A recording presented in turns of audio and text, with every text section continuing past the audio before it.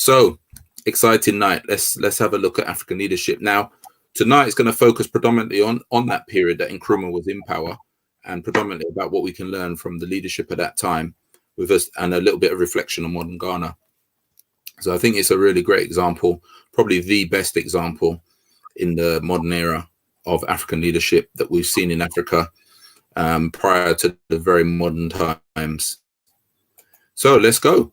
This is what we're going to cover every week. So I'll just do this very quickly because you've been there last week. So we'll go through all this, the reflection on good leadership, post-independent nation building, what they, the whole thing about how fast the change came, their political and macroeconomic performance, stuff around ideologies, national policies, and their relationship to the rest of Africa, and what we can learn about wider leadership. So this is one of the contexts that we said we would use.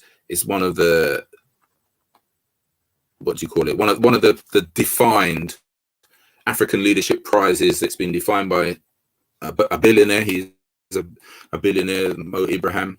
He was a billionaire through telecoms, and he's got a very big passion for Africa.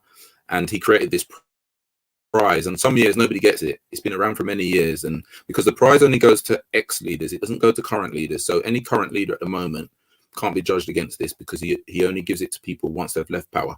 The last person to get it was the sister who is in Liberia. I've forgotten her name now, but she's the last person to have won it, which is interesting. So sustainable and equitable prosperity, exceptional role models for the continent. Well, Incruma is going to be one of those. I'm going to assure you of that by the time you're finished. I'm sure you'd agree, but it will be interesting to hear your feedback. And also ensures that the African continent continues to benefit from the experience and wisdom. Now, Incruma obviously passed away in 1972, but Incruma's got some interesting things to say about Incruma. I'm going to make some notes as well. That there's some other things I'm going to remind you of. So you're going to have to hold tight to that to show that even somebody who's passed away, I'm going to show you how significant Incruma is in modern day. So hold tight for that one. I've just made a note, something I forgot to put on the slide, but I'm going to remember. So what else can we add? So another perspective on political leadership that I wanted to add is, are they honest, not corrupt? Because one of the things I judge on corruption is when they leave office, what do their children and family have to say? And what do they have left when they pass away? And Nkrumah is an example of this. When he died, he had no money. His family's got nothing. His family were in exile in Egypt, and none of them are wealthy. None of them got any money. So one of the easiest ways to see about corrupt is when somebody leaves power, what is the situation with their children and family? Because there's no way, well, I've never heard of one anyway, unless they fall out with all their family, but I've never heard of a corrupt leader who hasn't embellished the whole of their family with riches and, multi-million pounds and all sorts of luxuries. Most of them do that. So corrupt leaders always, aggrandize their family. So it's very easy. When you see families complaining about their parents and how they left them in poverty, you just look at that leader and think that leader hasn't really stolen the wealth of the people. It's quite interesting to see that. So let's see about clear progress and their role on women. Did they leave a strong economy? Did they leave strong and good institutions? What was their Pan-African policy direction? What was their plans for succession? So these are some of the things. So what we've done so far was Tanzania, South Africa last week, and now we're on Ghana. Next week is Zimbabwe, which is another interesting country, and then Rwanda. So we've got some gems coming up, because Zimbabwe is going to be very interesting, because we're going to, obviously it's quite more in recent memory, the things going on in Zimbabwe. And then Rwanda is a shining one. You'll all get excited about that, because I came back from Rwanda last year, and you're going to get lots on Rwanda. Then Ethiopia, I'm also excited about, because I don't know as much about Ethiopia as I'd like to. So I'm looking forward to that. And it's the fastest growing, or it was the fastest growing economically in the world and in Africa. So Ethiopia is really exciting. Botswana is also very interesting, because it's stable government, one of the most prosperous parts of Africa, even though it's got a very small population. And then Sudan is going to be a big challenge, because, well, I'll talk to Nigel about whether we do North and South Sudan, because now Sudan is divided and the newest country in Africa and has many, many, many challenges. So that's going to be a tough nut, that one. Anyway, let's get going on to Ghana.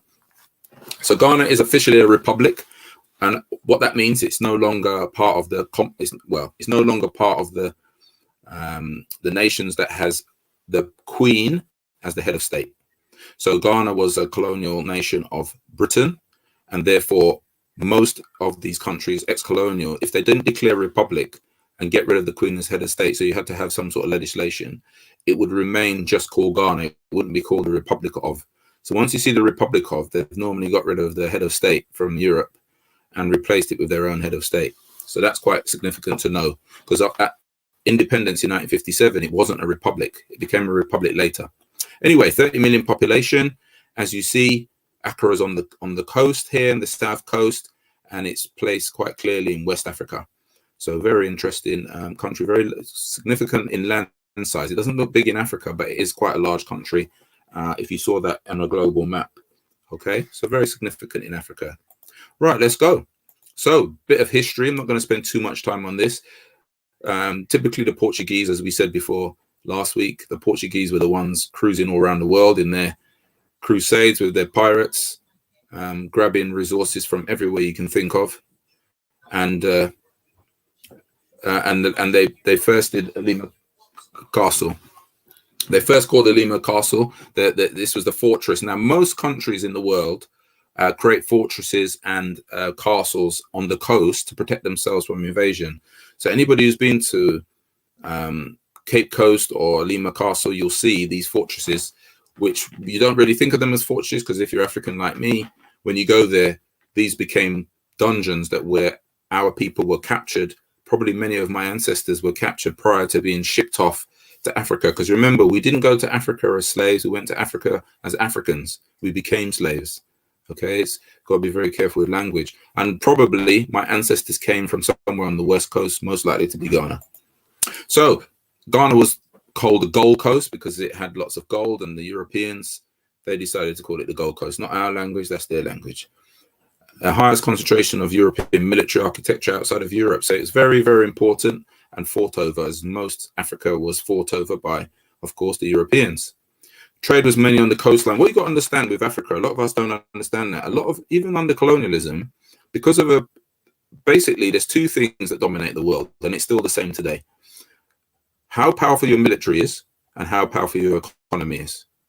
So given that Europe's economy wasn't strong, but their armies were strong, and their armies grew and grew and grew, and they also, how do you call it? They gave licenses to pirates, a whole load of pirates, to ransack countries and ransack all sorts of places. So basically, if you had boats and you had arms and a lot of it, you could dominate places. But it still took Europe hundreds and hundreds of years to colonize Africa. And I'll show you a little bit about the resistance of the Ashanti people and others, and some of the wars right up to the early 20th century. So it's really interesting to recognize, because some people seem to think that we didn't resist. We absolutely resisted, and we're still resisting, because wherever there's oppression, there is resistance. But it's just interesting to see the mainland of a lot of African countries is not so dominant, because trade is predominantly, as I said, on the coast. Okay, so it was dominated until the British in the 19th century, and of course the transatlantic slave trade, with the British shipping to our people to America and the Caribbean. So you see, look at this just as an example of an Ashanti war back in 1806, and there would have been massive resistance for hundreds of years. We're just giving more recent ones because I didn't want to go back too far back, because not that relevant for tonight. We want to just give it a little bit of context and then get involved in the leadership stuff. We don't want to spend too much time going back over hundreds of years. So it just shows there were many, many wars. Look at that, 4 Anglo-Ashanti wars. There's many, many wars between the Ashanti, which was one of the dominant forces in the country, and the British. So let's just have a little bit more look at that. It's just some other examples. I'm not going to go into all the detail. This when the British took over Elmina Castle, and then renamed it Elmina, because it wasn't called Elmina Castle before. It was a Portuguese name, so it was renamed. But most of us who've been to Ghana or from Ghana would know that. All right, so more wars. Now, look at this, the occupation and burning of Kumasi. Kumasi is the second major city in Ghana, more inward, going north from Accra. Was excellent roads, by the way, between Accra and Kumasi, which I've been on with a nice air-conditioned coach. So I'll talk to you a little bit more about modern Ghana a bit later. And it's where the Ashanti capital is. So that's where it was so significant. Then there was a peace treaty, where it's basically the Ashanti people were forced to renounce power and claim over many of the southern territories. Because what you have to understand is that a lot of the territories you see today were not governed in the same way then. Ghana was mixed with territories and all kinds of, it's a lot of complication. I won't go into all the details now, but it wasn't as simple as it is now. And that divide and rule helped weaken us and make us much weaker than we would have been. Because when you see the division of Africa and some of the smallest nations, they make them virtually uneconomic. One of the contradictions we see in the Caribbean, for example, is that the nations states are so small, they are not really viable states. You know, most of the Caribbean states not really viable. They're hardly viable because their populations are so small with so little resources. So it's hardly these are viable states. And making countries or allowing or giving, I shouldn't say allow because most of it was claimed, but in the context of sort of saying you can have independence, but having these very micro territories creates lots of problems because then you don't have large nation states and it becomes more difficult. Ghana's one of the larger populations in Africa, but by no means the highest. But 30 million is a more of a substantial population and obviously a decent land size. So let's keep going. Won't spend too much time on that. Right, let's have a look at the beginning of the national consciousness, where it becomes the resistance takes on a higher level of consciousness. So let's look at the fact that the educated were, because one of the contradictions in slavery is the slave owners knew that educating Africans was very dangerous, because the more educated we were, the more likely we were to resist. You see, generally around the world, people who are more educated will fight oppression at a more organized way. See, the ordinary masses of the people will always rise up against oppression. Peasants, farmers, the ordinary masses of the people, just like Black Lives Matter. But when you take it to another level, it's generally people who are more educated. And I don't necessarily mean formally. Generally, it is formally, and especially in those days, but it's not just formally. So if you look at Garvey was a hero and a mass organizer, the biggest African organization ever in history. But he still educated himself. He wasn't elite educated as in university, but he still educated himself. Malcolm X, same example, but he's self-educated. It's not just a member from the public who just is a peasant one day and then a national leader the next. So if you look at most of these leaders, that's where they still come from, the educated group of people. So that's why we, in many organizations, politically educating leaders is very, very important. If you see Secretary, again, wasn't so formally educated, but was a trade union leader, self-educated. You know, Fidel Castro, from the elite, but declared what we call class suicide by deciding to organize for the ordinary people. You know, Che Guevara, again, the medical doctor. You look at so many of them. Incruma was a doctor as well. So when we come back to that, we show that, again, very many of the leaders come from that class. And it's why it's so important that we need to educate the next brand of leaders, because if we don't, the Western systems will educate the next level of leaders and they'll be all colonized mindset and using the same economic systems that they're learning here in the West. So it's very important that we tackle that. So some of the heroes at that time, you had people like the Casey Hayford. If you Google Casey Hayford now, they're still a prominent family from Sierra Leone, and some of them living here. Significant roles. I think that one of the daughters or the granddaughters of Joseph was on the board of John Lewis, I believe. So very significant family, very, very prominent family in West Africa. And they convened the National Congress of British West Africa. So they tried to bring together British West Africa into a political force. Remember, this is a time when there's no internet, there's no TV, there's limited radio access, very little electrification, you know, no mobile phones or anything like that. So you're organizing with great difficulty. It's a tough time. So, but within 10 years, it disintegrated. And one of the contradictions with the National Congress of British West Africa was that it wasn't mass based. It was very elite based. So this is one of the contradictions as well. So with everything, there's pros and cons. So whilst a lot of leadership comes from the elite, one of the dangers of it coming from the elite is they can be alienated from the masses of the people. Now you get some people who, like Malcolm X, as I said, like Secretary, like Garvey, who relate very well to the mass. And also you get those other leaders in Africa and around the world like Fidel Castro and Incruma, who, although they were very highly educated, they always engrounded themselves with the masses of the people. And also the fundamental difference, they went for mass organization, not elite organization. So many of the elite organizers from that class of Africans tended to set up organizations that were just based around themselves. They didn't go mass. So when we look at Incruma later, you'll see went mass. Secretary went mass. Fidel Castro went mass. You name the great national leaders around the world, they all went mass. You know, whether it's China, whether it's Korea, whether it's all these great revolutions, they all had mass mobilization. Even in the modern era, if you look at South America, mass organizations, Venezuela, people like Ecuador, Bolivia, mass-based organizations. So it's very, very important to understand that. And that's a big part of the leadership that we have to understand. Mass support is critical, and you only get mass support when you have policies that represent the mass, or you have an appeal that represents the mass. Although there's some contradictory ones, because you can get reactionary mass, which tends to be white nationalist reactionary mass. So you have dictators like in Spain, dictator in Italy, dictator under Hitler, and those kind of dictators tend to be mass nationalist supporters, like the Trump and Brazil, places like that, where they're very reactionary and they whip up a kind of a fear amongst people and they get popular support, but they're not mass based, as in their policies are predominantly or nearly always very right wing and very repressive to the masses of the people. So it's very important to see the difference. So let's look at Ghana. Was a very educated, so that gives you a clue after what I just said. One of the most educated areas of Ghana. I don't know exactly why. It's probably, my understanding, most of the time, nothing happens by accident. If a colonial nation decides to educate a lot of people, it is never because they want to educate a lot of people. It's normally because they want an educated workforce to do something. So it's just like in Britain. If you look at the history of Britain, and if you live here, you should study the history of Britain.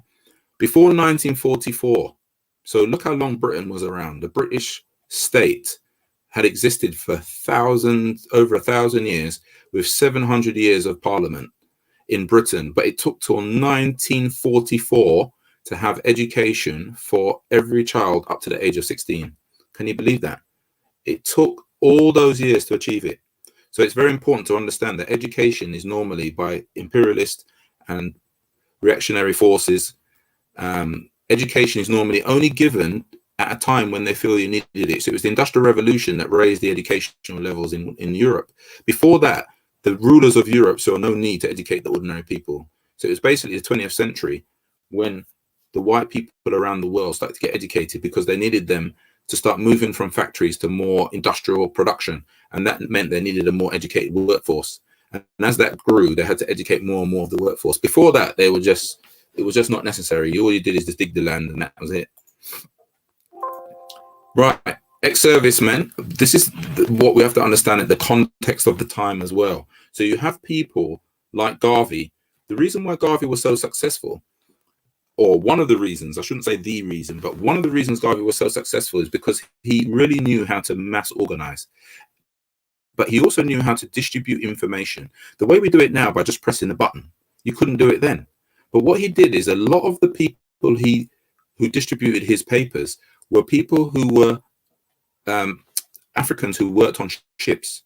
Because you could work on a ship, be in America or Jamaica, take newspapers and drop them off in South Africa, in Ghana, and all around the world, because most trade was done by boat. And a lot of the trade was obviously done, the workers were obviously poor, but a lot of them were Africans. And a lot of those Africans who were a bit more conscious used it as an opportunity to transport propaganda and material around the world. That's how Garvey managed to get his newspapers and his message from around the world. A lot of it was done by people who were on boats. And ex-servicemen tend to travel because of their military connections. And again, they speak and connect with people. And people who trade internationally, not many, but those who trade internationally, again, is a good way of sharing ideas. So that's what you tend to find, is how ideas spread.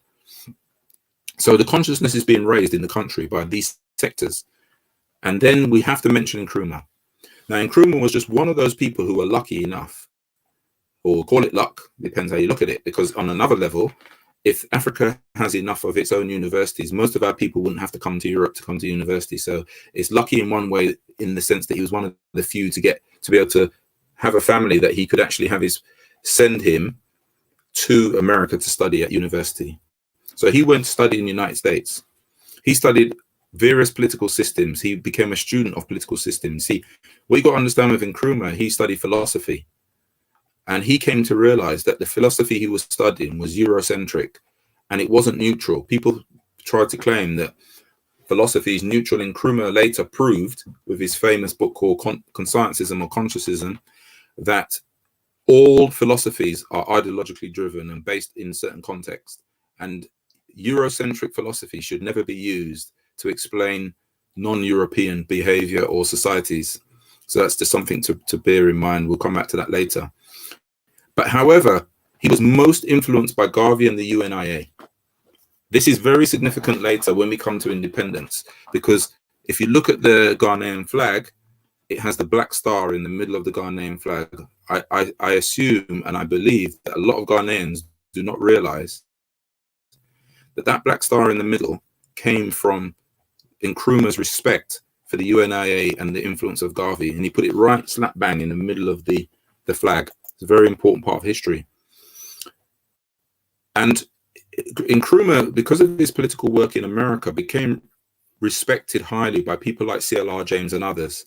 And they recommended him to the political leaders who were in England at the time, like Padmore, Ras McConan, and people like that. So between Du Bois, CLR James, George Padmore, Ras McConan, and these kind of activists, they sent letters of representation. So Incruma then left America and went to Britain and started to organize. This is very significant in history, because if you look at the history of African leaders, it tells you a lot about where they're coming from.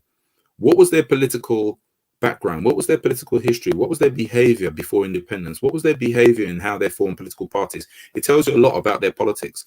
And Nkrumah's politics come in rooted with Garvey and rooted in the revolutionary Pan-Africanist movement right in Britain and in America, and that whole internationalist and anti-imperialist, anti-capitalist kind of movement.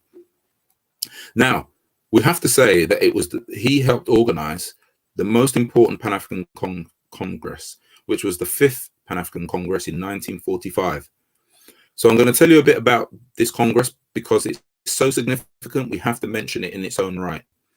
This is just a picture, one of the few pictures from the Congress that was held in Manchester in 1945. Now, you must be asking, why on earth was it held in Manchester? Britain, of course,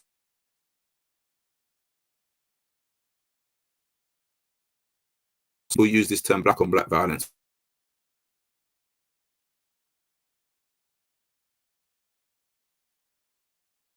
You know, or people from your community. So inevitably is by somebody from your community. That's why black on black violence makes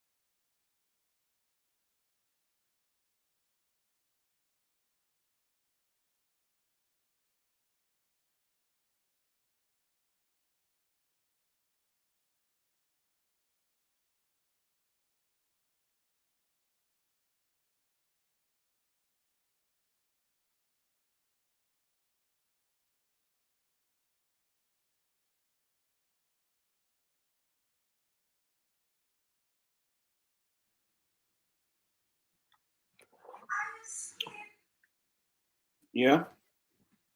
Are we back on? Yes. Wait, let me just test. One second.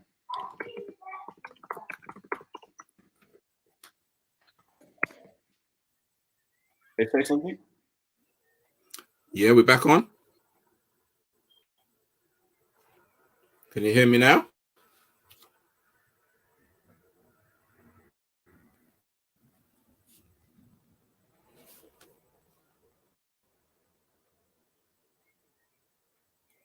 Okay, so we'll just go back on that.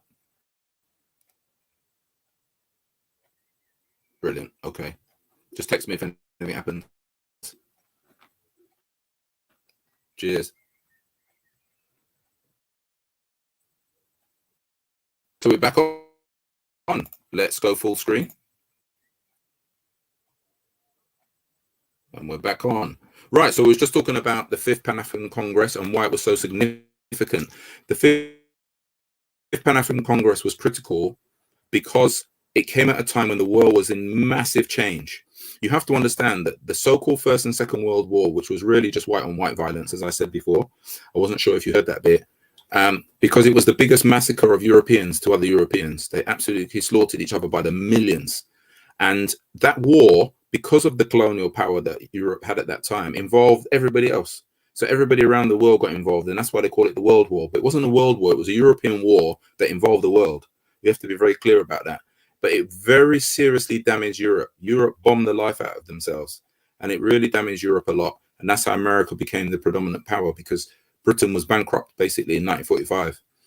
Now, what also happened in 1945, the Trade Union Congress was being held, and a lot of Africans, well, a number of Africans who were at university here in Britain were quite conscious, and Manchester was particularly a fairly conscious environment. And then what they did is they're very clever. On the back of the Trade Union Congress, they managed to invite Africans from around the world, and some of them in the Caribbean, to come together for the first time ever, all in one place, for the first time at Pan-African Congress, where they were represented by the masses, the leaders of the masses of organizations around Africa and the Caribbean. It never happened before in modern history. So that was it was a pivotal point in the history of Pan-Africanism and the history of our struggle, because this is when we said Pan-Africanism went home. Before the 5th Pan-African Congress, Pan-Africanism was predominantly organized by people from the Caribbean, people based in Britain, and an elite, okay, elite educated people like Du Bois, people like that. For the first time, this went mass. 200 attendants, 87 delegates, yeah, from 50 different organizations. And it was phenomenal what that achieved, which I'll come to in a second. So it was organized and influential Trinidadian by the name of Padmore, of course, George Padmore, but also Incruma, Du Bois, Makonnen, and so on. There were also South Asian activists who were there in attendance as well. For the first time, as I said, representatives from African and West Indian, as they called it then, Caribbean political parties were at this Congress. Very, very important. So it was dominated by the majority, by delegates from Africa and African studying in Britain. This is very significant because, as I said before this, it was dominated by people from the Caribbean who were not necessarily representing mass organizations. So this is where Pan-Africanism went home to Africa and became a mass formation. It's very important, this. So it was a landmark moment in African history. The 5th Pan-African Congress advanced Pan-Africanism and applied it to the decolonizing of the African continent, because at the 45 Congress, there were declarations to get Africa independent, and for every independent nation after that to help every other African nation. Because until that point, Africa was totally colonized. Some memorable delegates, just some names you might recognize: Jomo Kenyatta from Kenya, Hastings Banya from Malawi, and guess who? Yes, one of Garvey's wives, Amy Ashwood Garvey of the UNIA, was represented at the 5th Pan-African Congress. Very, very significant meeting. Right, let's look at the independent struggle in Ghana now, after I've just given you that context. And now when you see the independent struggle, you see it was in the context of that. So look at that.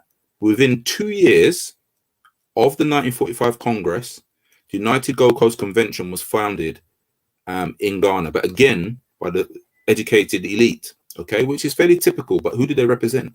They were known as the Big Six. Okay, the big six leaders. And one of them was Incruma. Now, just to go back a second, actually, we'll go back a second.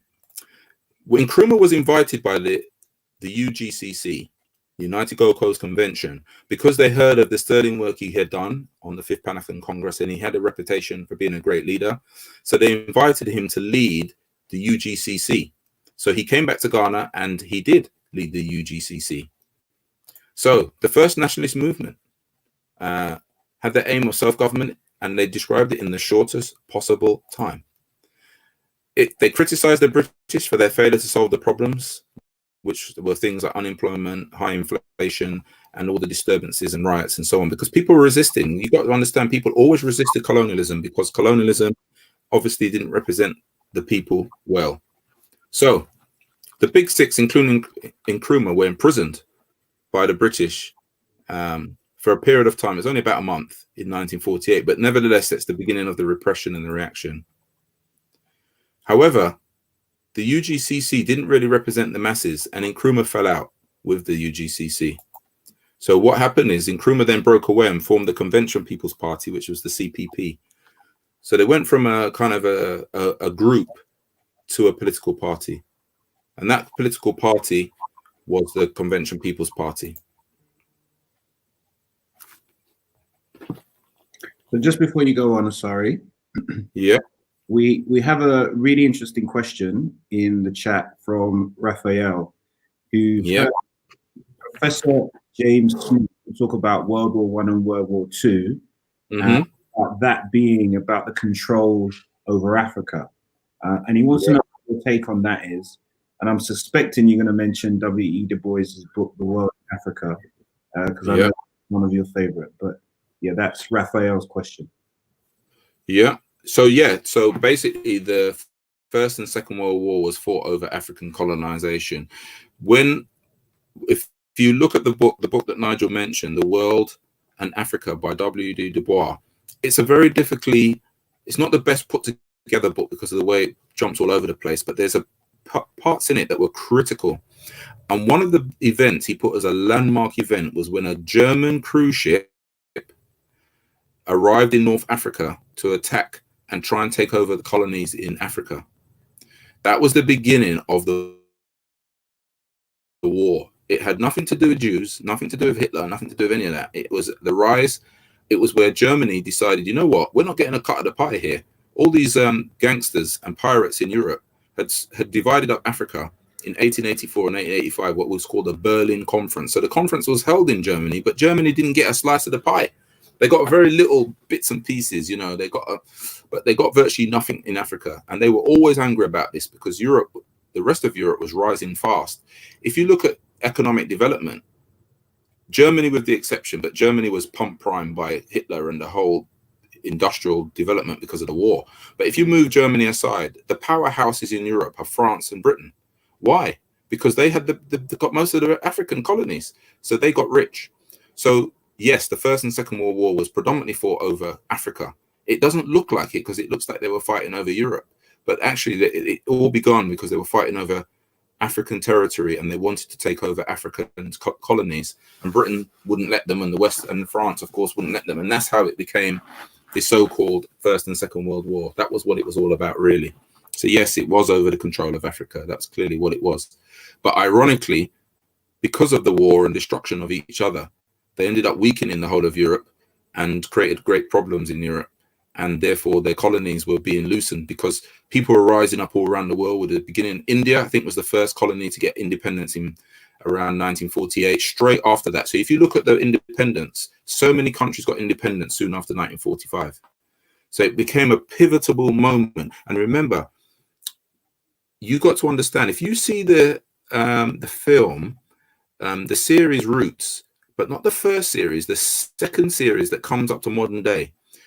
If you watch that again, many of you probably would be too young to have seen it, but if you watch it again, the second series showed Africans who were fought in the First and Second World War coming back home after after the war, and had been embattled.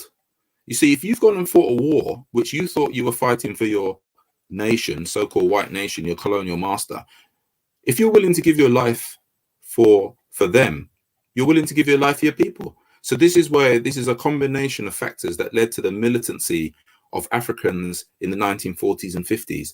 And with increasing numbers going to Europe to study, even though it was slow in numbers, but they tended to, they also bunched together very quickly. So you had Africans from Ghana and different parts of Africa in England studying. And what it does, it created a little connection between each other, that they all had the same colonial problems. So they became a force. If you look at the history of, and just dissecting just very briefly, if you look at the history of Portuguese imperialism, which is Guinea-Bissau on Cape Verde, you've got Angola and Mozambique, former colonial nations. The leaders of all the mass movements from these countries all went to university together in Portugal, and they all formed the pact and political education, and all went back to their home nations and led national liberation movements that led to the liberation of Guinea-Bissau and Cape Verde, Angola and Mozambique. This is why it's so important for us to educate the leaders today, because we never know when you will end up being the leaders in Africa or leading significant organizations of the future. So that's why I'm working with Nigel to make sure that we build a program so we educate the future leaders on their history and the history of Pan-Africanism, so you really understand your true role in our struggle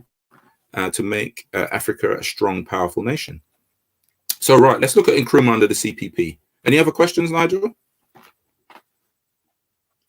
No, if any others have come through. That was the only one.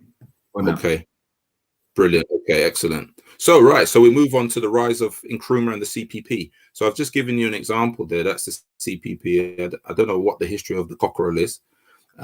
Forward ever, backward never. That's a very common slogan you'll hear many of people saying. So let's have a look. CPP, early 1950, initiated a campaign of positive action. Now, this is how so many things are linked in history. It's why it's so important to study history. Look at the history of India. India had a positive action program, non-violence.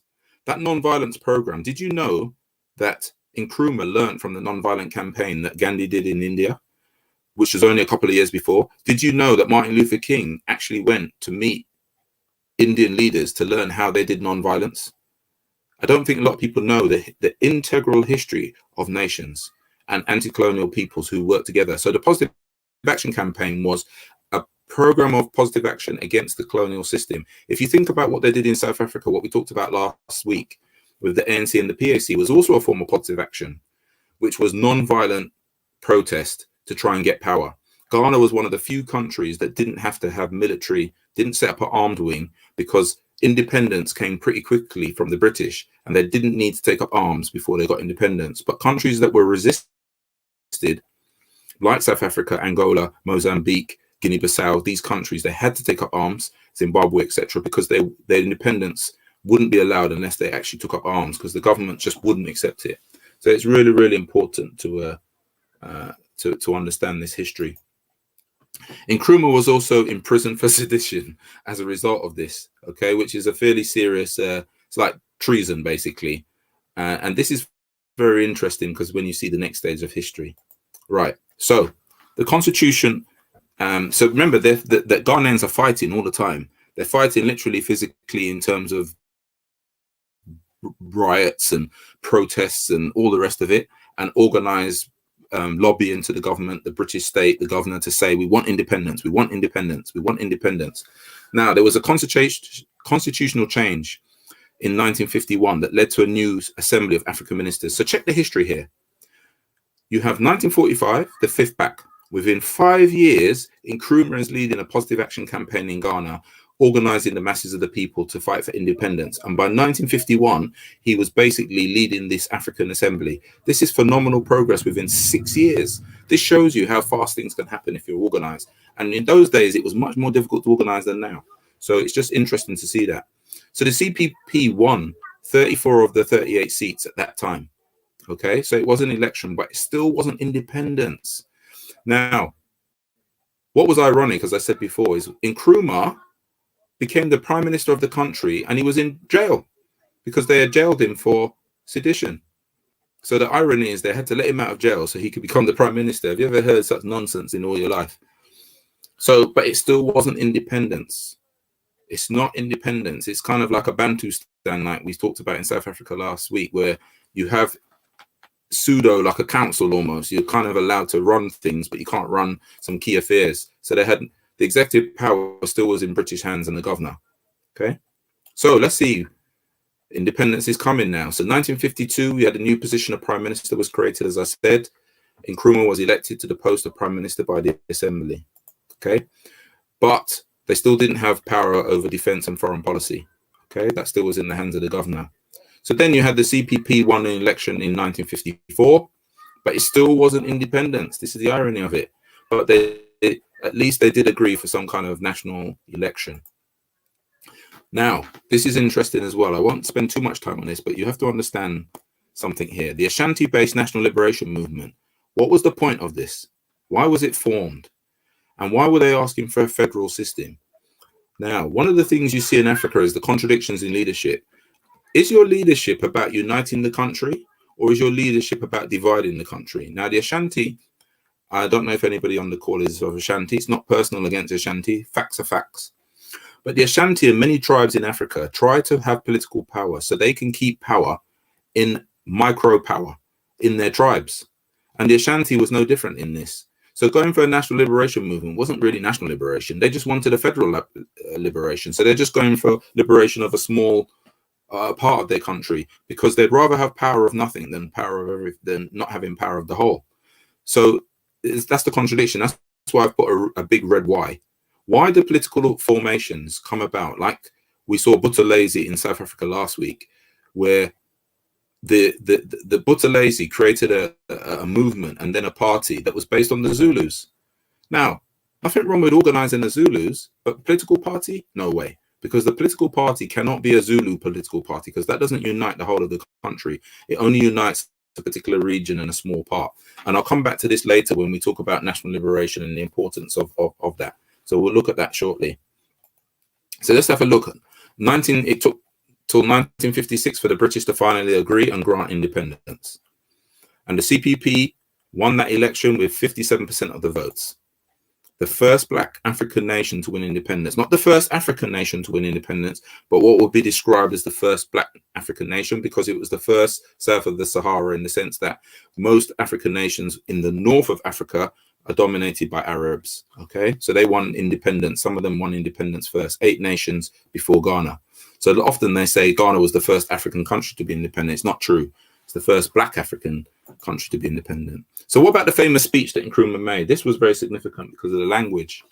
Our independence is meaningless unless it is linked up with the total liberation of Africa. So this kind of gives you a sense of his leadership at the time and his thinking at the time.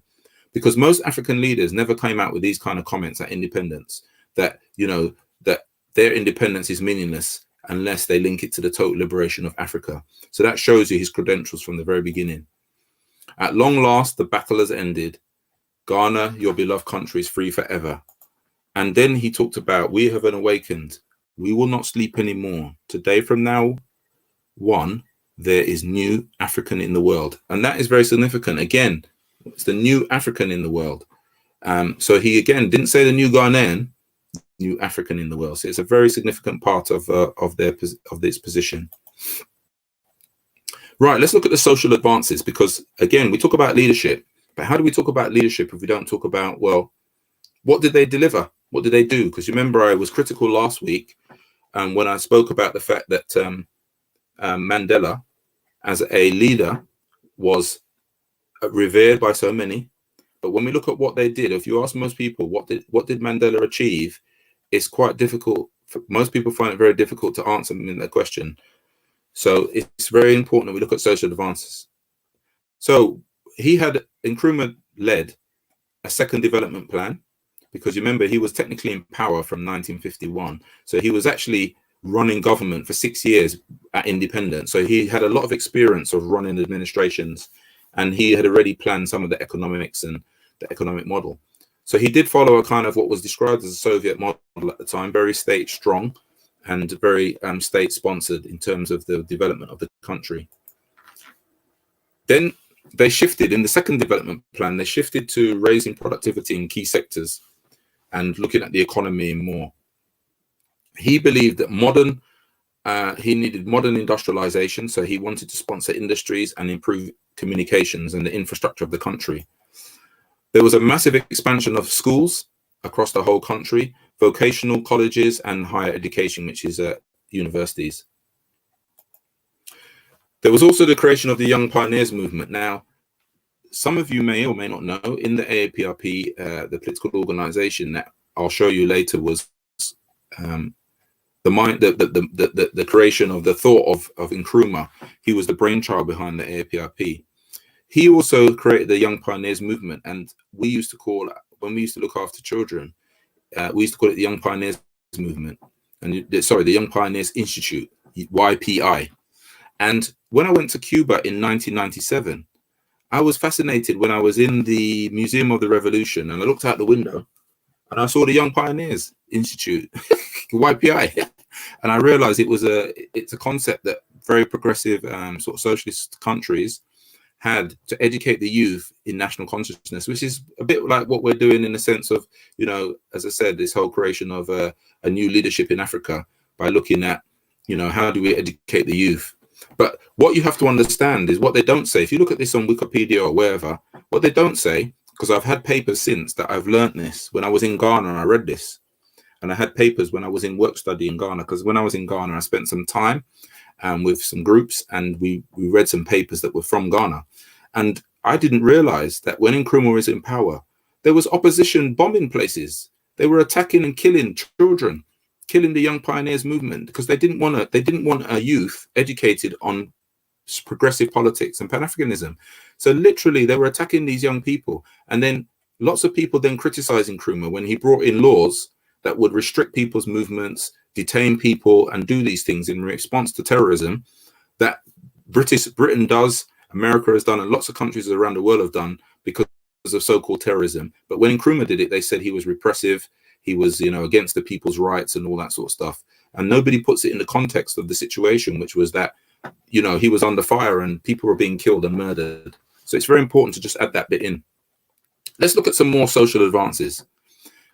Under Incruma, remember Incruma was only in power, I say only, but it was for a long period, from that period in 51, independence in 57, until he was toppled by his own some of his own sad people in 1966. So he had a good reign, 9 years of independence. Incruma was the prime minister or president of Ghana. At the time, it was the only country in Africa to have free education and free healthcare. The only one. Can you believe that? And now, 60 odd years later, still many African countries don't have free education and free healthcare. So this shows how pioneering Incruma was at the time and the advancements at the time. Ghana is struggling even today to have free healthcare and free education for all of Ghana today, but he did it back in the 1960s. It just shows how much we've forgotten. He had a very skilled labor force, well educated, one of the most modern road networks in Ghana. And guess what? When I go to Ghana, because I know this history, I have a little bit of a game I play. When I go to Ghana, I ask everybody, everywhere I go, I ask them, when was that built? When was that road built? When was that university built? When was that technical college built? And everybody says it was during Nkrumah's time. Most of the big infrastructure, a lot of the infrastructure was during Nkrumah's time. I'm not saying it hasn't developed since, the Techikwashi roundabout, you know, and yeah, all the road developments and all that. I'm not saying they weren't done. The road between Accra and Kumasi, yes, that's all modern times. But a lot of the basic infrastructure around Accra, particularly, and across the country, it was Nkrumah putting in all those networks in place. The largest port in Africa at the time as well, because it's all about trade. You have to have a good port to bring in trade. Extensions of water supplies across the country, telephone network, and diversified agriculture. So we weren't just making cocoa, because during the time of the British were just focused on cocoa production, which is what you typically call a single crop economy, because the colonial masters don't care about the rest of the population. All they care about is what money they can make. So if the whole country is producing cocoa and half the people are starving, they don't care as long as they're extracting loads of wealth. But when you're running a country, if you really care about the people, you need to diversify, because if the cocoa crop fails or cocoa prices drop, it's a real problem. And even during Nkrumah's time, it became a problem because cocoa did drop in price, and it caused a lot of economic problems for Ghana because of the dependency that was on cocoa in the economy, and Incruma didn't have enough time to turn it around.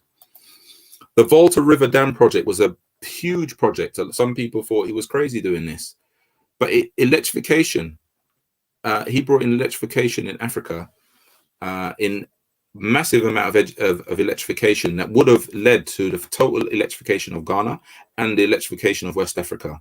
Now, when Incruma was overthrown in 1966, the people who took over, the reactionaries, threw out the Soviet engineers and the socialist engineers that were there ready to build the second phase. They chucked them out, but what did they do afterwards? This is the irony of leadership. So you chuck out the Soviets. So, okay, you don't like socialism, you don't want the communists, so-called communists, you don't want the Soviet Union. So what was your plan to build a dam? So there was no plan to build a dam. So what happens is there's no dam being built. So then Ghana hasn't got the electrification. And then when I was back in Ghana, back in 2007, I think it was, the then leader of Ghana was being praised for implementing this second phase. So here we are, 40 years later, 30 years later, after Incruma was thrown out of power, 30 years later, the leader of Ghana being praised for it. And guess what? Somebody rang up the radio and said, hang on, weren't you the leader, the same leader that overthrew Incruma, was part of the reactionary forces against Incruma 30 years ago? And now 30 years later, we're supposed to praise you for increasing electricity in Ghana. It's an absolute joke. And if you knew Ghana at that time, there was power cuts and lots of issues in Ghana. So, you know, electrification wasn't resolved at that time. So, you know, it's still an issue. So the conference centers was also interesting as well, because some people say, well, why is he building conference centers? But again, Incruma was very, very knowledgeable and very advanced thinking. And what he was thinking about was how Africa can unite. So those conference centers were there because he wanted African leaders to come together. It was the first time in modern African history that African leaders had come together to talk about Africa and the importance of Africa. And it was under his leadership. So he had the All African Peoples Conferences that he started from 1957. For the first time, he invited all the other 8 African leaders to come to Ghana to talk about Africa and the independence of Africa. And guess what? All 8 of those leaders turned up. Not one of them said no. So those of you who don't know the history of Africa, who criticize the Arabs, you've got to understand the history of Africa, that the Arabs are not our enemy.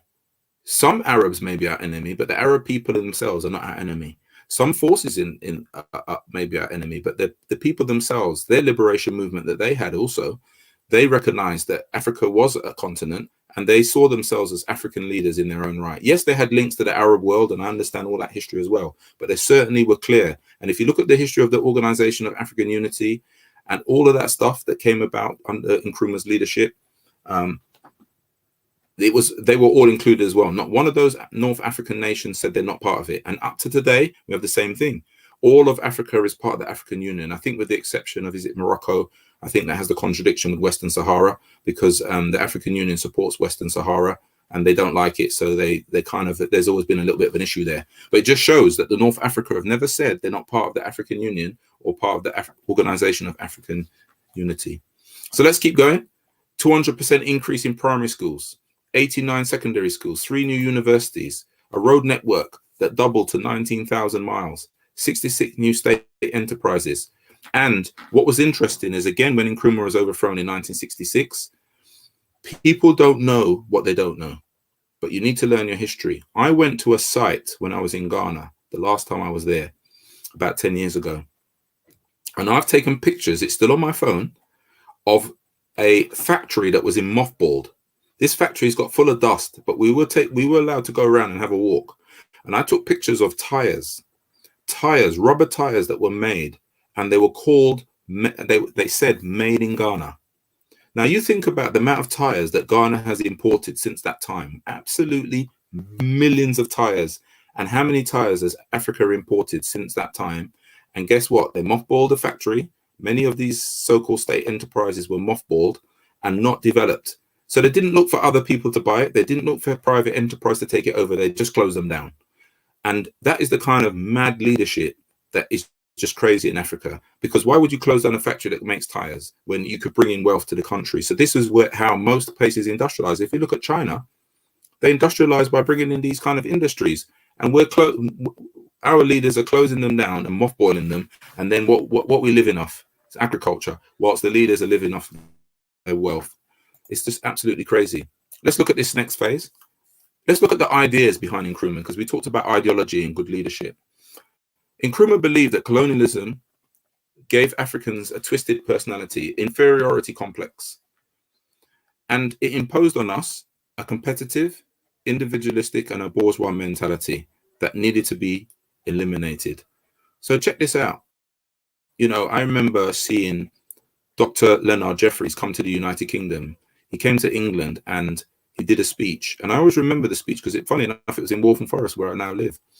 And in that speech, he used the term ice people. I never understood what he meant at first. And he said ice people.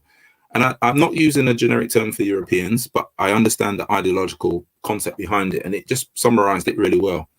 And he called them he called these people ice people, the imperialist forces, because he said I for individualism, C for competition, and E for exploitation. Is very close to what Incruma talked about. So it's just interesting. So what he basically said, I'll just go back just 1 second. What Incruma basically said is that it's not enough to be independent. We had to decolonize our minds as well. So just decolonizing physically, but not decolonizing our mindset is just not enough. So that's why it's so important that that Incruma gave us so much more than just saying will lead us to independence. So Incruma said, this is very significant as well. We must fuse the best aspects of Euro-Christian influence, the Arab-Islamic influence, and but making sure we have the preeminence and the best practices of traditional African religions or practices. Okay, so we must have an ideology that unites all aspects of African experience, because he recognized that the whole of Africa has Euro-Christian influence, Arab-Islamic influence, because of the Christianity and Islam, and it has the influence of traditional Africa. And he said that's what should be preeminent. So he was very clear on this. Now, there's a lot of people who push all kinds of ideas that do not unite all of our people. Now, whatever you think of Christianity, whatever you think of Islam, being non-African in its form today, even though its origins have got very strong African origins, which we can talk about later or talk about in discussion. But even though it's got strong African origins, in its current form and its modern form, as it was in Ghana at that time, it was westernized. It was Eurocentric and Arab-centric. It wasn't African-centric. But we recognize that our people love Islam and our people love Christianity. Now, what do we do with those people? Just convert them, put them in a camp? Or do we accept that that's how people think, but that doesn't mean we can't unite for the common good of our people? But we also respect that we had our own religions, and those should get preeminence because that was our true culture. But we can unite all the forces and come together in one ideology, which we now call Incrumaism. But he never used that term when he was alive. He never used the term Incrumaism. It was only after his death that we, the people who loved him, the people who thought that he had a great analysis and great practice, that we use the term Incrumaism. And today I want you all to understand what Incrumaism is. And when I finish, you will have a very good idea. So he talked about having a common foreign policy and diplomacy. Sound familiar? When you look at the European Union, you'll see the stuff that he talked about here. Common foreign policy and diplomacy, all the stuff that is being talked about now in the African Union, that we could talk with one voice.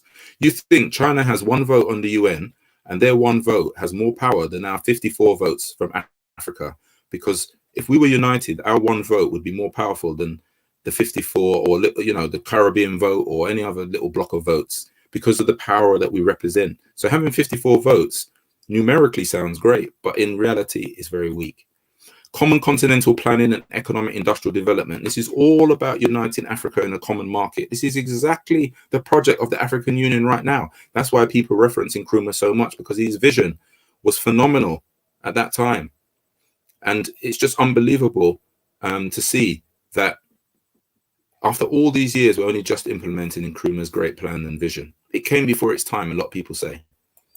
And the other one was common currency and monetary zone. Again, something we're talking about in Africa today. How can we have one currency and one monetary zone? Not a French monetary zone, not all these other monetary zones, but actually our own African currency, where we control with our own banking system and our own banks.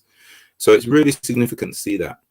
And also a common defense, because again, Very difficult to have a coup in somewhere like United States, because if you try and have a coup in America, the people in Dallas, the people in New York, the people in Los Angeles or California or any of these states, the actual soldiers are not locals.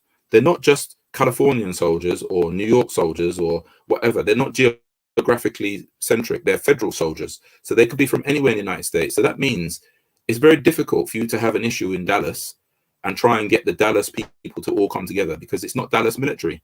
You see, in Africa, you can have a coup in one country and the rest of Africa is struggling to deal with it. But Africa is becoming more and more united. But that's why we don't want AFRICOM, by the way, because AFRICOM is an external imperialist agency of the United States to try and put military bases into Ghana. If any of you have been to Ghana, by the way, one of the biggest embassies in the world is in Ghana. Now, why is it so big? See, we must always ask questions. Why is the American embassy in Ghana so big? Because there's so many people from the CIA basically based in Ghana. That's why, because they want to penetrate and use it for AFRICOM. So we know the history there. Right, let's move on. Let's give you a bit more detail about Incruma's ideas. He believed in African identity. He said, we are Africans, period. So he's basically saying that Africans around the world, it doesn't matter where you live or where you're from, but we're all Africans and from the African, a part of the African family. So that's why we use the term we are Africans, period. So he saw the unifying identity of African people all around the world. History as a weapon of the oppressed. He was very clear about the history being a weapon that the people can use to lift their liberation. So educating people on our own history helps unite us and helps educate us to have a better understanding of who's our enemy, who's our friends, and where we're going as a people. He was very clear about mass organization. Incruma got very frustrated by the time he was in exile.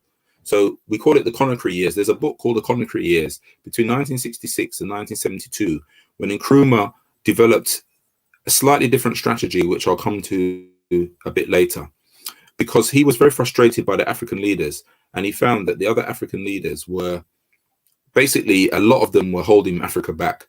And he realized that to get the masses involved would be a better way to unite Africa than do it at the heads of state. And we can see this contradiction today in the African Union, that if you can actually, the masses of the people of Africa are very united in terms of seeing the importance of Pan-Africanism, the importance of uniting as African people. You watch any videos, watch the videos that are out now. You just look at the film, the video, the music video of Kofi, okay? Just look at it and you see Africans all around the world doing their dances to this one song. And you can see how united we're in culture, in politically, and so many other ways. The only thing that stops us uniting is the politics. So the masses are very ready for African unity, but the leaders are the only things holding us back. He also realized that the vanguard leadership needs to be revolutionary in its formation and politically educated.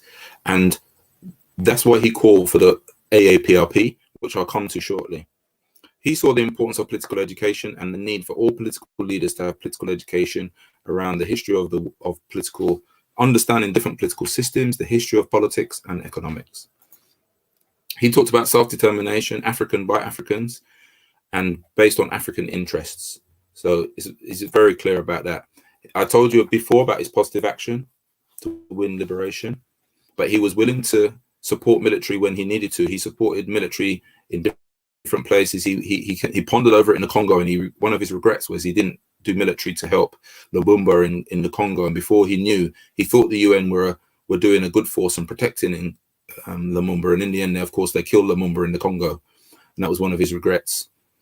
So he also talked about the importance of African culture and African philosophy. I told you before, all philosophy is culturally biased.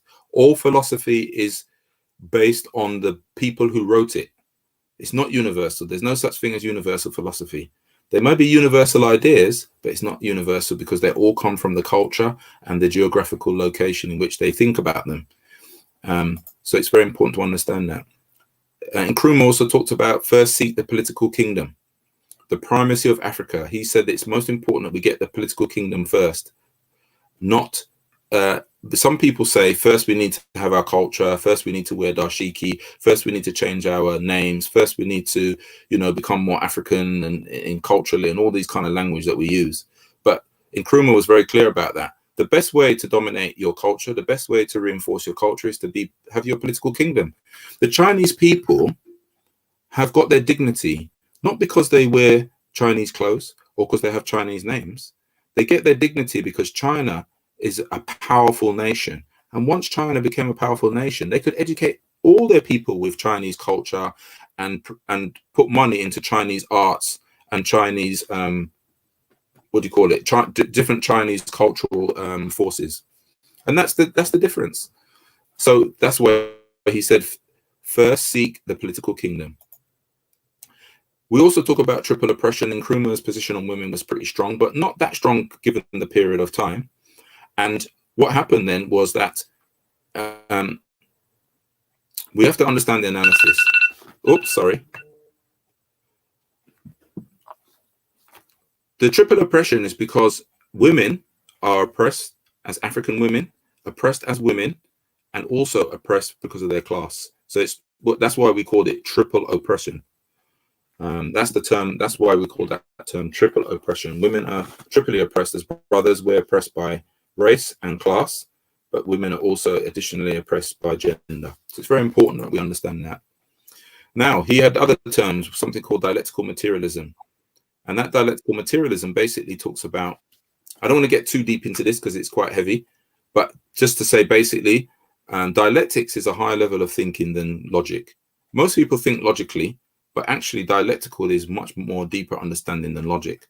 You see, logic is dangerous because logic is based on your current level of knowledge and it doesn't necessarily take into account of different forces in tension.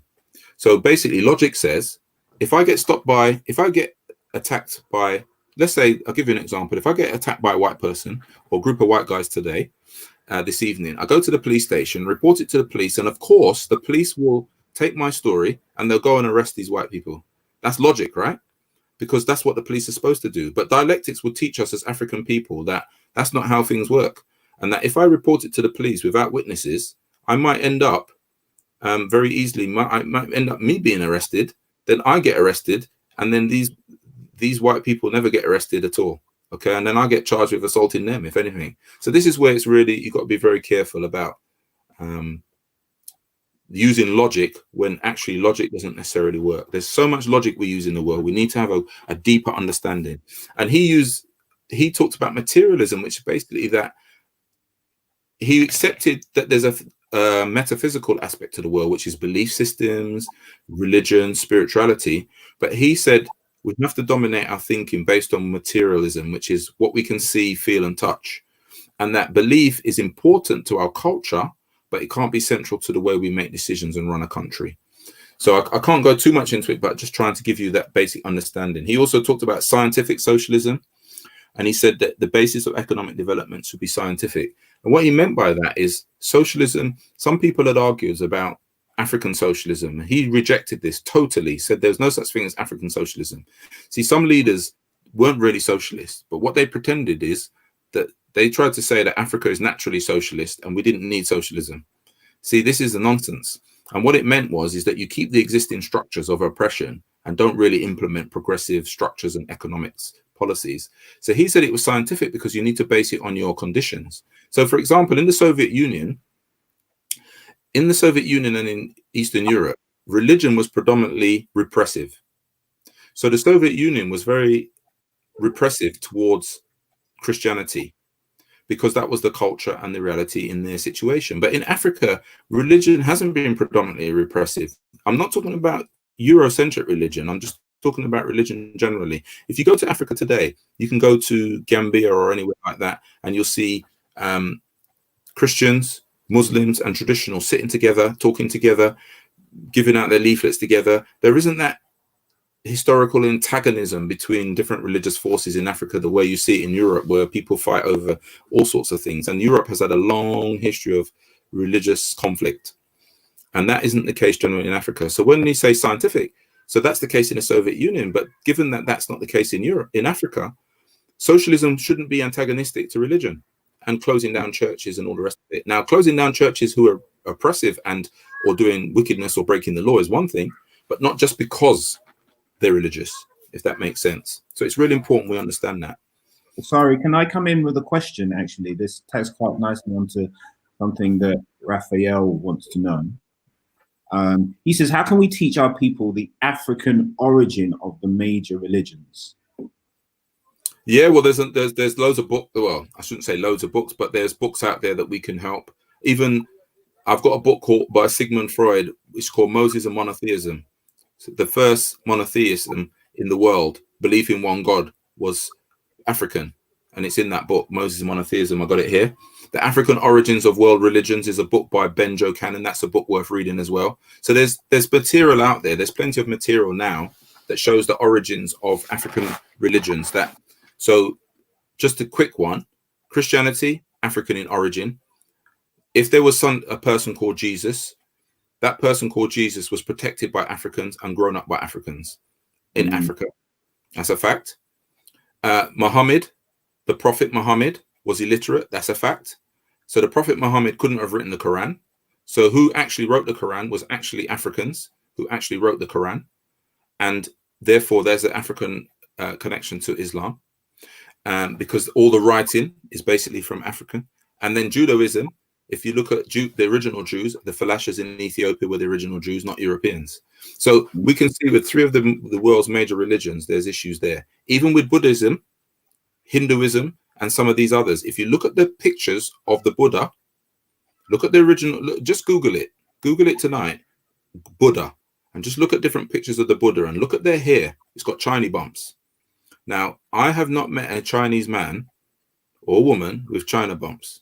Now, we know they call it China bumps, right? But if you look at that, that's an African hairstyle. Look up China bumps hairstyle, Africans, and then look at the Buddha, and you'll see the same hairstyles. So when we say the origins, it's very interesting. There's also over 100 million Africans in India, the Dalits. Okay, so just check these things out. The history is very, very important that we understand these histories. So very important that we understand the different things in our history here. So that's why. So there is material there from that question about, the African origins of world religion. So as I said, if you look at even I believe some of the Hindu images, I'm not quite sure, but even people I haven't read it myself, but I know people who will say yoga, the original yoga moves and some of the basis of yoga is seen in pictures in ancient Africa before yoga became known in India. So there's so many things that come from somewhere else and were known by others. Even martial arts, there's some evidence of African martial arts as well. Similarly as well, now martial arts is known for Japan and China. So we have to be really careful when we look at history. Well, tagging onto that question, Raphael, he also asks if there is an African online library for easy access to material our thinkers created. Yeah, not that I know of actually, but one of the things we're looking at the moment, we've got ajamu.org, which is a new website we've just launched, where we're looking for volunteers to help us to populate that with this kind of material. We want to have all these books on there. We want to have all the links to progressive information all in one place. So anybody around the world who speaks English, at the moment it's going to be in English, but anyone around the world who wants to identify issues of information around Pan-Africanism could go to one site and get a huge body of information in one place. So we're looking to do that work, but we need help with people to do the work to put the stuff on there. Yeah, there is some work being done on that. There may be a site, but I'm not aware of one. Yeah. Okay, two more questions before I allow you to move on, and I'll ask them at the same time. First one is, where can we get more information on the terrorist destruction of the Young Pioneers movement? And then tag on to that, in your view, how can all African nations come together politically? But I sense this is where you're going to end your presentation, so you might not want to delve too into that question just yet. But yeah, those two before you move on, please. Okay, I'm just writing them down. Right, so the first one, the only way I can help you with that is I could maybe ask some people in Ghana who I have connections with, if they can get me a copy of the paper. If somebody could email Nigel and just make a reminder of that, then Nigel will come back to me and I'll send an email to the people in Ghana and ask them, have they got a scanned paper, or could they give us the origin of that paper that we read? And I will get it to you. That will give you that bit of information about that. I don't know if you could Google it or anything, but certainly it was a manual paper. It wasn't electronic, the paper I had. Then the second one, how can African nations come together politically? Well, I'm going to show you Incruma's vision, and I can show you what is happening anyway, because African people have already signed an agreement and we're coming together and we're organizing to come together. So there's an example of the African Union. But before that, Incruma outlined a vision of how he thought it could happen as well. So I'm going to come back to that in a minute and show you an example of that. So let's go on about Incruma and the birth of the AAPRP. This is directly answering the question. I must have known it was coming when I prepared earlier. So here we go. This is what we describe as the Conakry years. Because Incruma, there's a lot I'm missing out because we could be here for days otherwise. Because I'm missing out the fact that when Incruma was in power, Incruma, as I said, brought together so many African heads of state. He brought together, he basically was the guy who was the major force behind the Organization of African Unity in 1963. But remember, it was a compromise because some forces were in favor of Africa coming together right now and uniting, and others were against uniting and going for Africa to become as it was, which was independent states, and let's take longer and let's take time to unify and so on.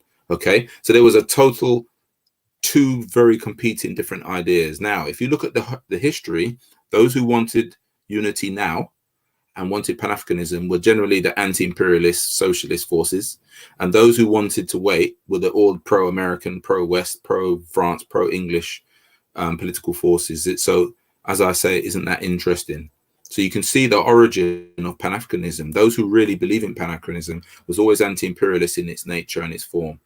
So we need to understand that. So people who say they're Pan-Africanists today, who say we reject socialism, we're totally against those kind of ideas, it's interesting to see what their knowledge is or what their acceptance is of the real history of Pan-Africanism.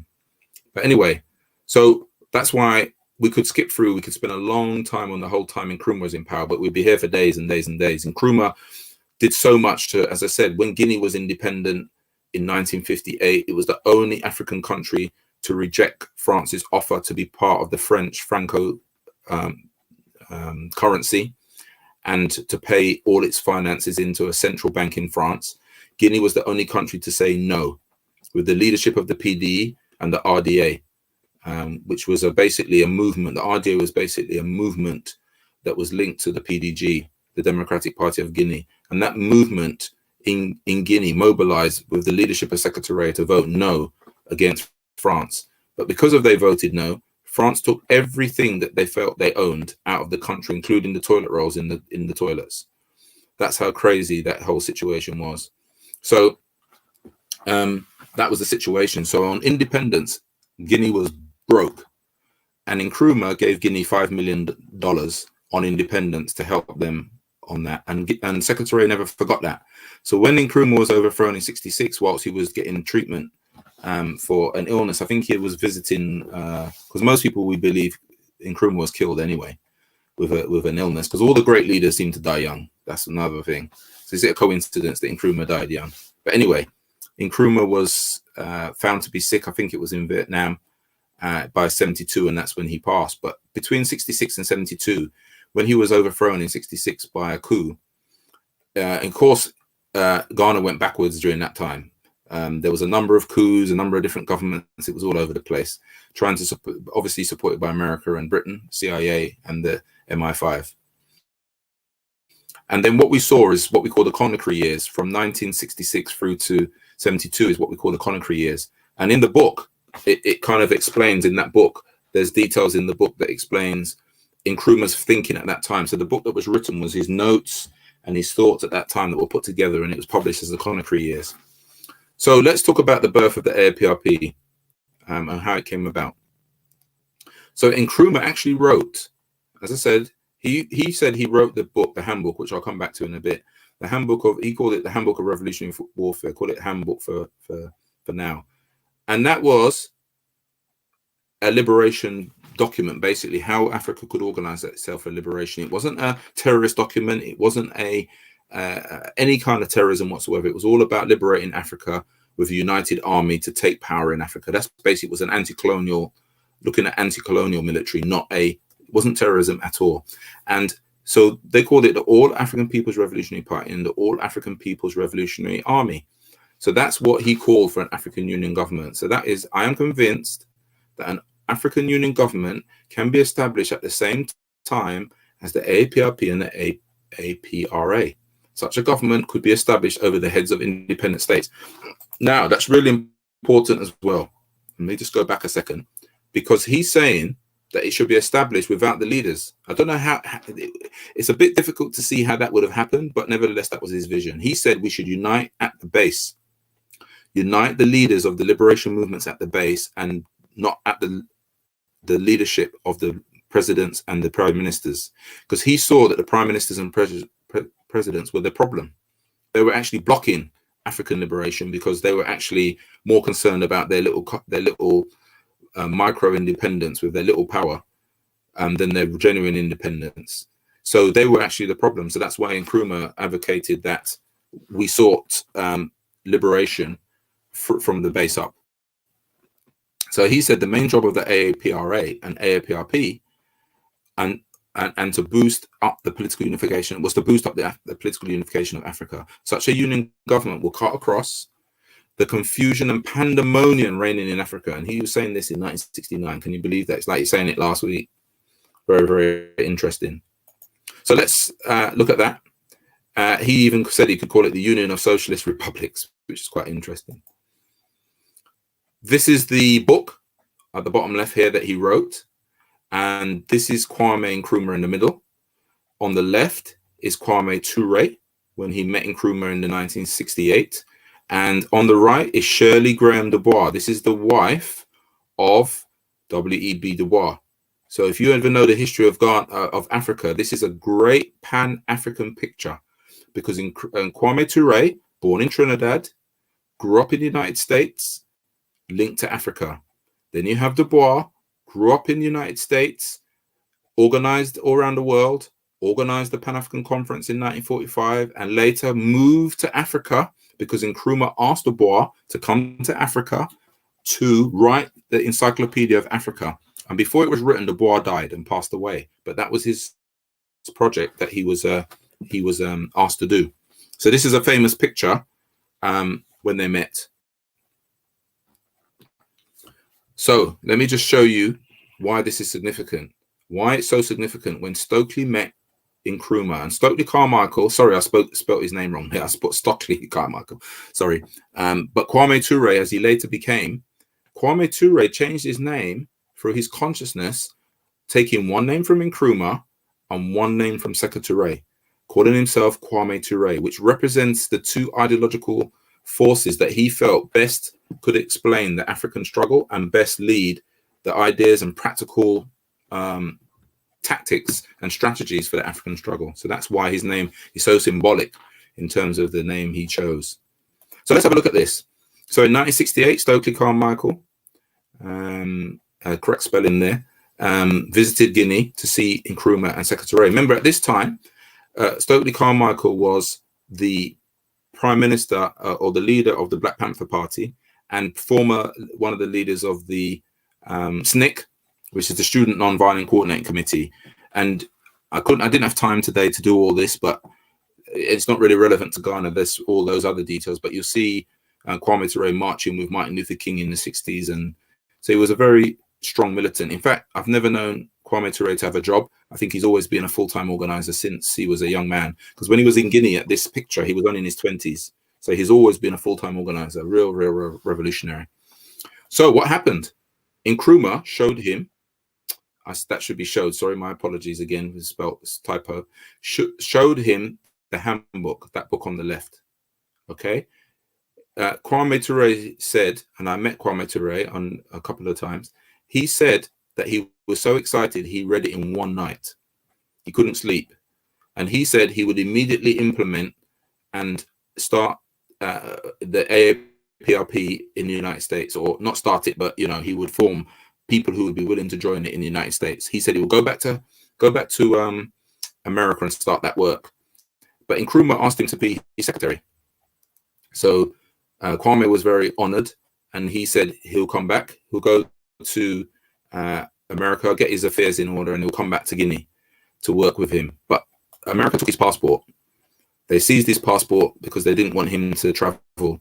So they stopped him traveling. The only way he got his passport back is because Kwame Ture said he wanted to go to all these socialist countries, and they thought they would get rid of him. So they said, yes, you can go, and they let him go to all these socialist countries. So before he came back, he went to Vietnam, he went to Cuba, he went to all these places. And we've seen pictures of him meeting Ho Chi Minh, Fidel Castro, etc.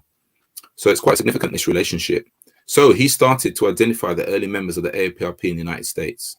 Now, sadly, within 4 years, the first work studies were started in Ghana under Incruma leadership. But sadly, Incruma died in 1972. And soon after that, Kwame Ture led announced the formation of the AAPRP at African Liberation Day in May 1972 in Washington. So that was the beginning of the AAPRP. So this is the connection between these things. Just before you continue on, talking about connections, Marcus has a question about Castro, and if Incruma had any ongoing communication with Castro during his tenure. The simple answer is yes, yes, and yes. There was a very strong relation between Fidel Castro and Incruma. You can get pictures. If you go on the internet, you can see pictures between them. They met each other, and they had a strong relationship between each other. They had a lot of respect because Incruma was obviously very progressive, and the Cuban Revolution was in 1959. So Castro came to power 2 years after Incruma was already running, independent Ghana. So they were very, very close. Yes, they were. There's a lot of relationships between the two. In fact, Castro, as some of you may know, had a very strong relationship with Africa. So I've more or less finished a lot of the formal parts of the presentation. I'm just going to cover a few bits and pieces here. Books by Incruma, a whole range of books, but I'm going to highlight 3 in particular. So this is a whole range of books, but I've highlighted 3 of them for a particular reason. Now, when Incruma wrote the book Neocolonialism, The Last Stage of Imperialism, he was still in power. And at that time, that's when the CIA made this, what we believe and we understand is the CIA decided that's the time that we got to get rid of this guy. Because basically this book Neocolonialism basically outlined puppet governments in Africa. He didn't name them, but he basically put the context and how the West is controlling Africa through these kind of stooges in Africa, and the detailed techniques and processes that the West used to control Africa. And it was all outlined in this book.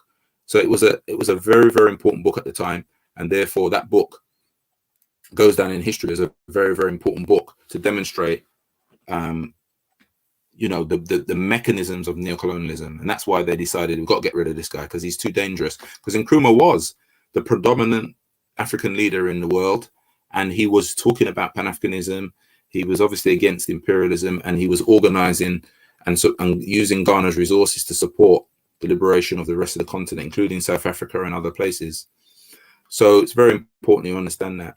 Africa Must Unite, a book dedicated to Padmore and the African nation. So it shows how much he respected George Padmore.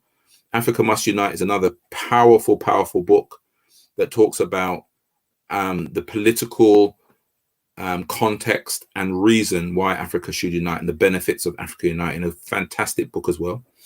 And Conscientism or Consciousism, depends how you want to define it, is an awesome book. Most of it is very easy to read, although there's a couple of sections where it gets really deep, and I struggle even to read some of those bits.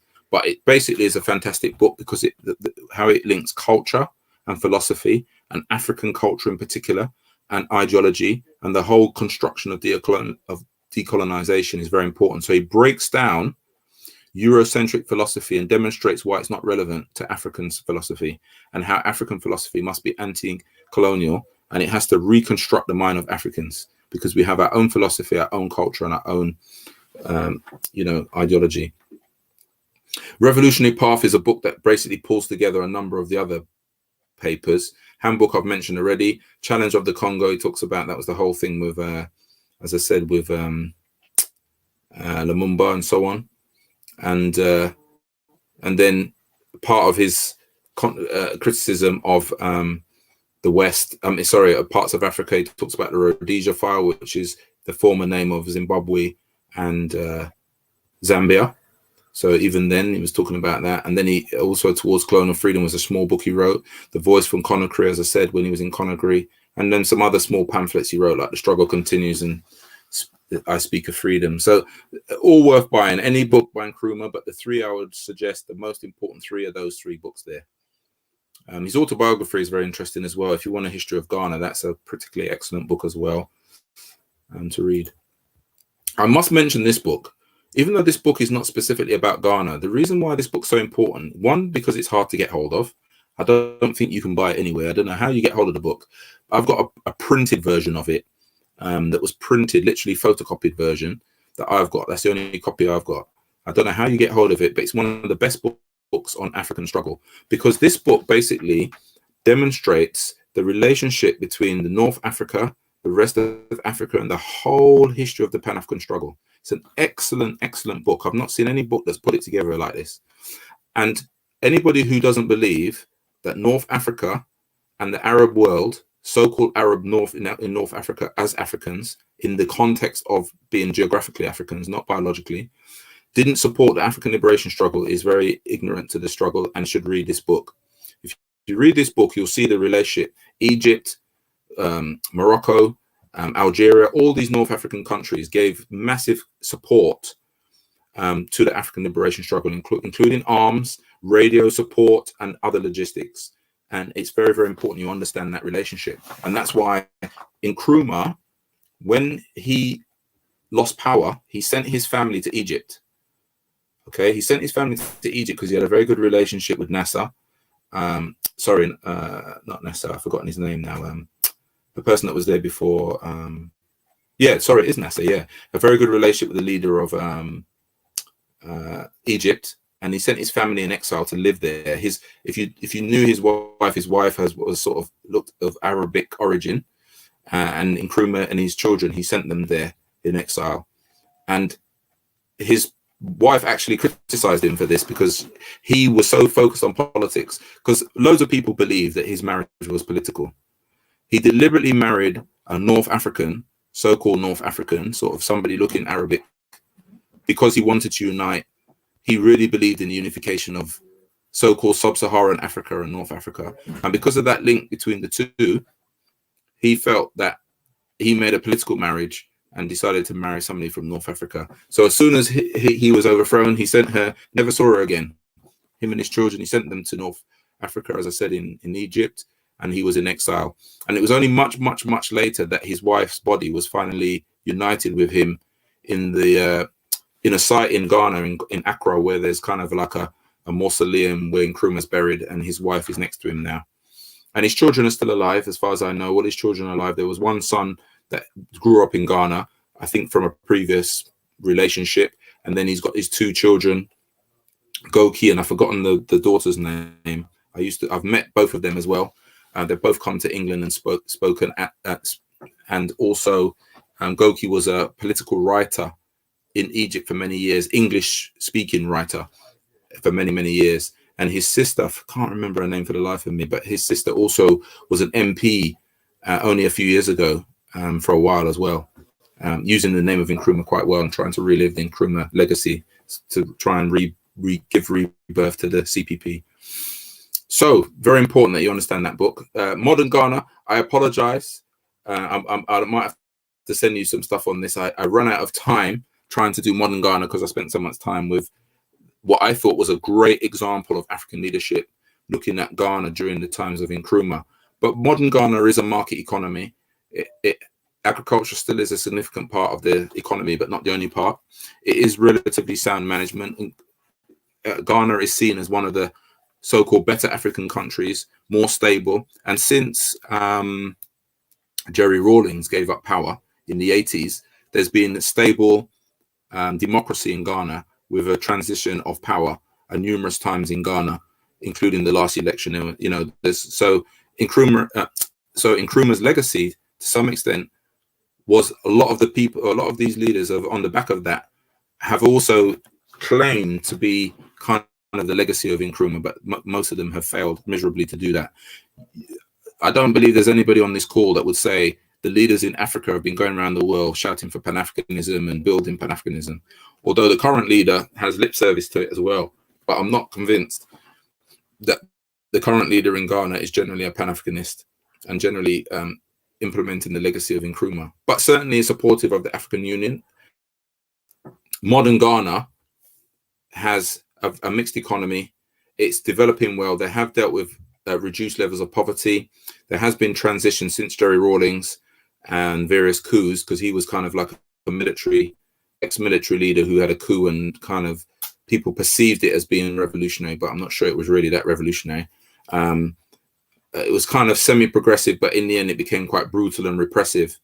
And then they went for democracy, and there was various elections, and since then there's been a transfer of power a number of times in Ghana, and the modern Ghana is seen as a stable democracy where there has been a regular transition of power and a relatively strong economy in African context, and has diversified. So they have semi-industrialization, they selling various different products and services, and not just focusing on cocoa and so on.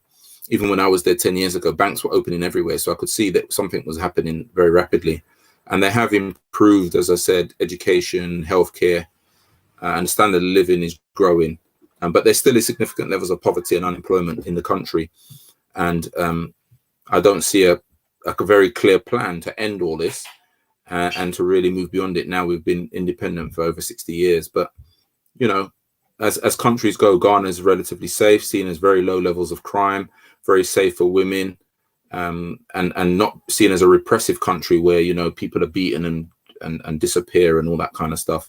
That political opposition can be open, relatively free press, etc. So modern Ghana's, as close to what the West would call as a kind of a slightly model kind of country. Not saying it's a model for Pan-Africanism, but fairly a model country in terms of how the West would see a kind of modern democracy. So let's open it up for questions. That's the end of my presentation. So we've got a little bit of time for some more questions and stuff from the group, if anybody's got any questions. Yeah, so while the class are organizing their questions, maybe I'll kick it off. Can you hear me well? Yeah. Yeah, so in terms of I was reading the other day about poverty index, and I think Ghana was on that. So in terms of economic development, the economy is growing quite well. Ghana is seen as progressive. Yeah. It was still present on this very, very high on this poverty index, which says to me that distribution of wealth is a massive, massive problem in Ghana. Yeah, absolutely is. Yeah, so is there any data to kind of back up or show if the government have plans to change or shift the economic system, or how we can get more money on the ground and supporting ordinary families? And yeah, what's the plan for that? Well, I'm not aware there is one. I know there is plans, but whether they're plans that, you see, if you look at Incruma and what Incruma talked about, a lot of us who are we would call ourselves people or students of Incruma would say that we feel that they've gone the wrong direction. Basically, I'm going to make my screen a little bit bigger because there's some data and stuff I can share with you. I'm not going to broadcast it. I don't want to mess up the system, but just samples, and it talks about GDP risen by an average of 5% per year since 1984. So there's there has been steady growth, but foreign investment compared with aid was weak, except in sectors like mining, which is typical. So there's a mixed picture basically, but I don't see the strategy to really transform the economy, because what we describe as neoliberal policies, which is basically a weak state, relatively weak state, low levels of taxation on the private sector, not really having a clear industrial policy, and still being semi-subsistence, and that kind of opening up the economy for foreign investment to come in and just do virtually whatever they want. When you say liberal economies and they say opening up the economy, what they mean is allowing foreign businesses to come and invest in the country with low taxation or no taxation, with limited controls, so they can basically do what they want. And obviously, if you don't protect your indigenous businesses, the foreign businesses will always be more, come and dominate. Because how can it be that countries like Nigeria import oil? They import oil when the country produces oil because they don't refine it. We're not refining the oil, and this is the problem we have in Ghana. We produce what do you call raw materials? They come back from Europe refined, and then we buy them back from them. So you can buy chocolate in Ghana that's made in Ghana, but it's not mass produced and it's not sold outside of. But I've never seen it sold anywhere outside of Ghana. But Belgium chocolate is sold all around the world, even though it's not. There's no such thing as Belgian cocoa. Yeah. So that's why we say that you have to have a different approach to the economy. We believe that you really need to have an industrial strategy, and you have to protect, to some extent, your indigenous economy. Because the irony is that if you go and study economics, which I have, I've got a master's in business administration, which we had to, and we did economics, right? And I've studied economics at A level as well. And it's interesting, when you study economics, you see that the classic economic theory is that, this is Western economic theory, is that you have to have a liberal economy, which is liberal democracy, to have a thriving economy, which is absolutely not based on any historical basis whatsoever. It's absolutely nonsense. Because if you look at every single powerful economy in the world, it became powerful when it wasn't a democracy. Every single one. Let's just do it very quickly. If we look at China, powerful economy is not democratic. It's not a liberal democracy. Britain was a powerhouse which had colonization and slaves when most people didn't have the vote. We know women only got the vote in 1917 or something. So basically, most of Britain's history, the poor didn't have the vote because women didn't have the vote. We needed the poor people. America, we know Africans didn't have the vote until 1968.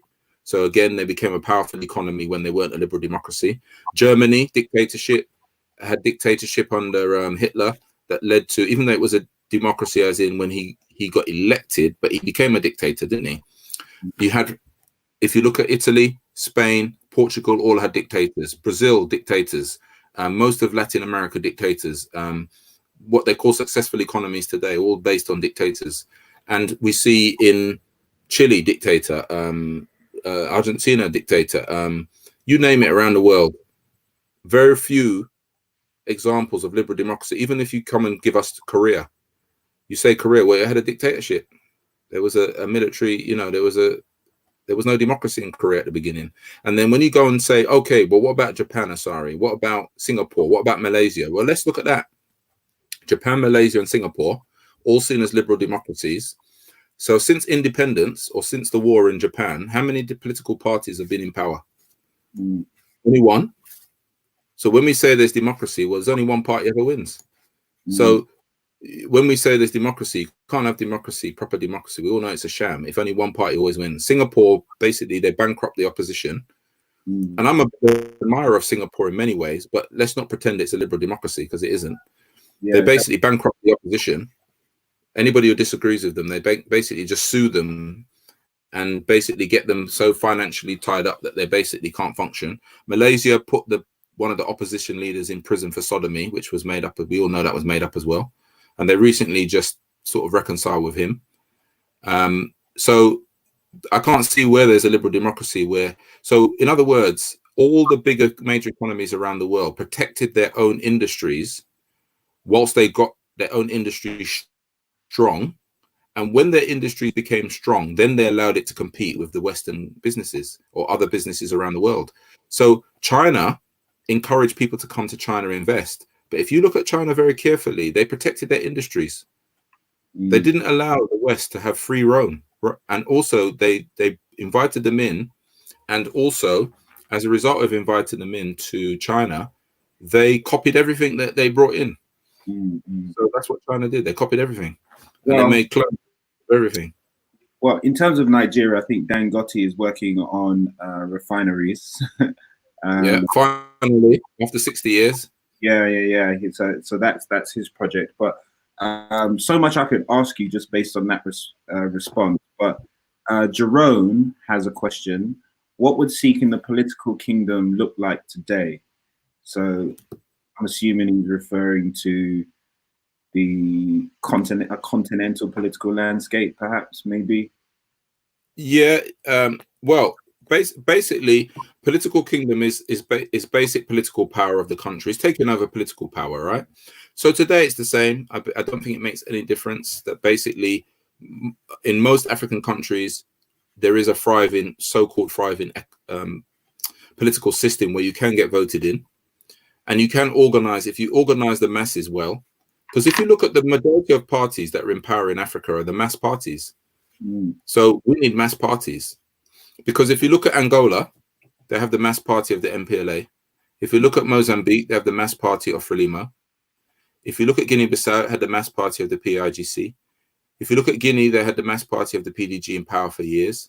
If you look at SWAPO in Namibia, if you look at South Africa, you had the mass party of ANC and obviously formerly PAC as well. So if you look around the political parties who are in power around Africa, predominantly from mass parties. So we need to recognize that, mass parties is still the way to go. We need to build mass